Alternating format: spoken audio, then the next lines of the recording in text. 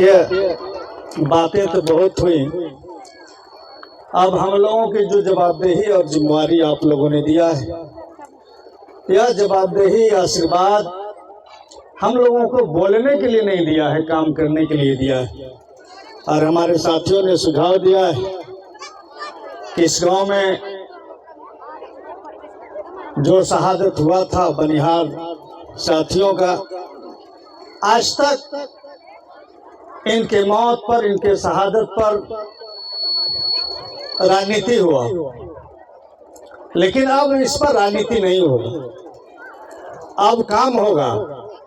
क्योंकि हमारे जो विधायक हैं, जिस समय ये घटना घटित थी उस समय हमारे वर्तमान विधायक अनंत प्रताप देव जी थे, और इन्हीं के जरिए, इन्हीं के सौजन्य से, इन्हीं के कलम से उन मजदूरों के 1-1 लाख रुपया मुआवजा दिलाने का काम इन्होंने किया था।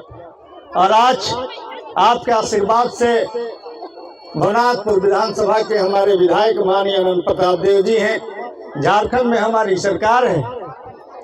हम लोग चाहते हैं कि आपको हम अपने पास ना बुलाकर मैं आपके बीच में आऊं, क्योंकि कूपा के लोग शहादत हुए हैं और जहां के लोग शहीद हुए हैं उनको सम्मान देने के लिए उनके घर पर जाना चाहिए, उनके पास जाना चाहिए।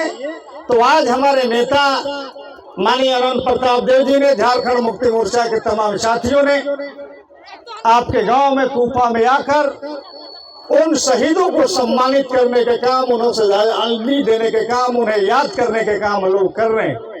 और उनका सच्चा याद करना तभी पूरा होगा जब इस गांव में जैसे पीने का पानी, रहने का घर, शिक्षा के लिए स्कूल, चलने के लिए सड़क की अगर व्यवस्था नहीं होता है तो हमको लगता है कि जितना भी शहीदों के नाम पर हम लोग बोले वो कम होगा। आज हम अपने साथियों से कहना चाहते हैं, हमारे देवदत्त जी हैं, हमारे मुखिया जी प्रमोद जी हैं, संजय जी हैं, मैं आप लोगों से कहना चाहता हूं कि हम लोगों के जो यहाँ जिन लोगों की मौत हुआ था उनके परिवार के लोगों को पीने के पानी की व्यवस्था है कि नहीं, अगर नहीं है तो उसको आप लिस्ट बनाइए। अगर उनका आवास नहीं है तो उनको आवास के लिए भी स्पेशल आप लिस्ट बनाइए, और माननीय विधायक जी उसको डीसी को लिखेंगे और वीडियो को बोल करके उन शहीदों के परिवारों को आवास देने के काम करेंगे। ये तत्काल आवास और पीने के पानी की व्यवस्था ये करना हम लोगों के है। और दूसरा क्या चीज, हम लोग जिस सड़क से आए हैं, इस सड़क के साथ साथ इस गांव में अगर और भी कोई सड़क है, अगर सिंचाई की व्यवस्था करने के लिए चेक डैम बनाने की व्यवस्था अगर करनी है, कहीं पुल पुलिया की जरूरत है, उसको भी आप कूपा को प्राथमिकता के आधार पर हम खरौंदी प्रखंड में हर पंचायत में हम करेंगे। लेकिन यहाँ के लोगों ने खोया है, अपने पति को खोया, अपना बेटा को खोया, अपना बच्चा को खोया, अपना भाई को खोया है, और इसलिए इनको प्राथमिकता के आधार पर सबसे पहले इनको व्यवस्था हमको करना है। चाहे वो सिंचाई की व्यवस्था करना पड़े, पानी पीने की व्यवस्था करना पड़े, रहने का घर व्यवस्था करना पड़े, चाहे चलने के लिए सड़क व्यवस्था करना पड़े, यह व्यवस्था सबसे पहले हमारे साथियों को करना होगा। विधायक जी को लिख करके आप दीजिए और विधायक जी फौरन उस पर कार्रवाई करेंगे।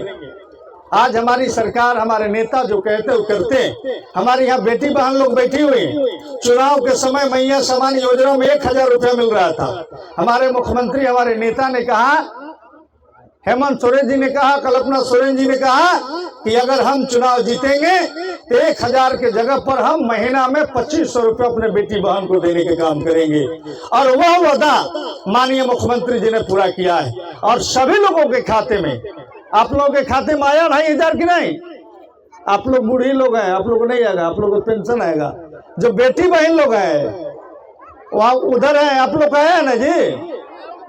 तो ये 2500 रुपया बिजली बिल माफ और 200 यूनिट बिजली फ्री। लेकिन समय समय पर बिजली विभाग के अधिकारी मीटर चेक करने आते हैं, लाइन चेक करने आते हैं। हम अपने लोगों से, अपने माता और बहनों से, नौजवानों से कहना चाहते हैं, अगर आप 200 यूनिट फ्री लेना चाहते हैं बिजली को, तो थोड़ा कष्ट आपको उठाना पड़ेगा, अपने घर पर मीटर आपको लगाना पड़ेगा, तभी जाकर के 200 यूनिट फ्री का आप लाभ ले पाएंगे। और अगर ऐसा नहीं करते हैं तो समय समय पर बिजली अधिकारी आएंगे, आपको डरवाएंगे और नाजायज वसूली भी होगा, जायज के साथ साथ नाजायज वसूली भी होगा। इसलिए हम तमाम लोगों को मीटर लगाना पड़ेगा आपको। हमारे सरकार ने कहा कि हम 2 लाख रुपया तक कर्जा माफ करेंगे और तमाम किसानों को कर्जा माफ करने की सरकार ने हमारा काम किया है।